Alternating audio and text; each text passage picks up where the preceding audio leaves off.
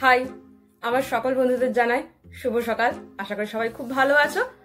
তো বন্ধুরা, প্রত্যেক দিনকার মতো আজও আমি একটা নতুন মজাদার গল্প নিয়ে চলে এসেছি। তো বন্ধুরা, আমার বন্ধু জগা বিয়ে করেনি, ভালো চাকরি বাকরি করে, তারপরে ও বিয়ে করেনি। তো আমার জানার ইচ্ছা ছিল যে এত ভালো চাকরি বাকরি করা সত্ত্বেও জগা বিয়ে কেন করেনি। তো আমি একবার জগাকে জিজ্ঞাসা করেছিলাম যে, কিরে জগা, বিয়ে করিসনি কেন? কাজ টাজ তো ভালোই করিস, ভালোই স্যালারি পাস। তো এর উত্তরে জগা আমাকে যা বলেছিল, তো বেশ কয়েক বছর আগেকার কথা।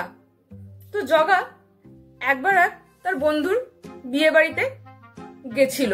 তো জগার তখন কম বয়স ছিল, মেয়েকে সাত পাকে ঘোরানো হচ্ছে, আর ছাদনা তলায় তো প্রচন্ড ভিড়, দাঁড়াবার জায়গা পর্যন্ত নেই।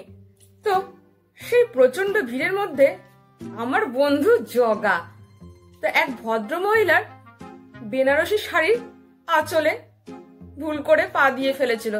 যদিও সে ইচ্ছা করে করেনি, প্রচন্ড ভিড়ের মধ্যে দেখতে পায়নি, পা পড়ে গেছিল। তো ব্যাস, সেই ভদ্র মহিলাকে আর দেখে শুরু হয়ে গেল।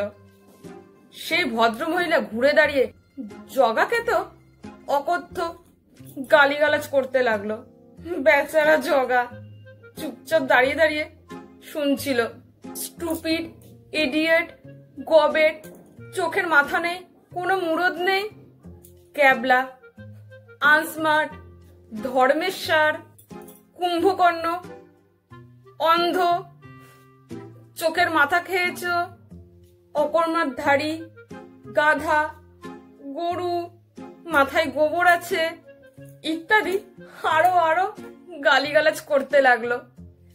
সেই ভদ্র মহিলা তীক্ষ্ণ বিশেষণে জগাকে জর্জরিত করতে করতে হঠাৎ সেই ভদ্র মহিলা জগার মুখের দিকে তাকিয়ে জিভ কাটলেন। সর্বনাশ!